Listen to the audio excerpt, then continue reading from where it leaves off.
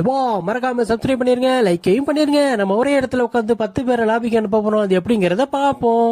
இப்போ ஓகே, நம்ம டேக் பொசிஷனுக்கு வந்தாச்சு.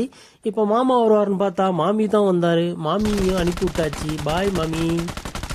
ஓகே, இவங்களோட டீம்மேட் வந்து வெளியில ஓடி பிடிச்சி விளையாண்டுட்டு இருந்தாங்க. வெளியில உள்ள மாமுவை போட்டு தள்ளலான்னு சொல்லி ஃபயர் பண்ணா சிக்கவே இல்லை.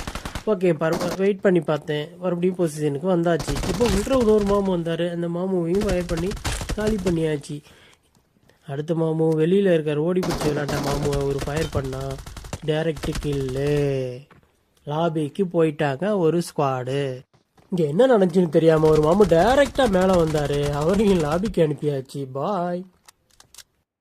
அந்த மாமாவோட டீம்மேட் வருவார்னு சொல்லிட்டு நம்மகிட்ட பொசிஷனில் கரெக்டாக உட்காந்துருந்தோம். இடையில நம்ம டீம்மேட்டை யாரோ கார் விட்டு ஏற்றி காலி பண்ணிட்டாங்க. வெயிட் பண்ணால் மாமு வந்தார். டபக்குன்னு போட்டு தள்ளியாச்சுல்ல. அடுத்த மாமுக்காண்டி வெயிட் பண்ணிக்கிட்டு அதே பொசிஷன்லேயே வெயிட் பண்ணிட்டு இருந்து பார்த்தா மறுபடியும் அந்த மாமு வந்தார்.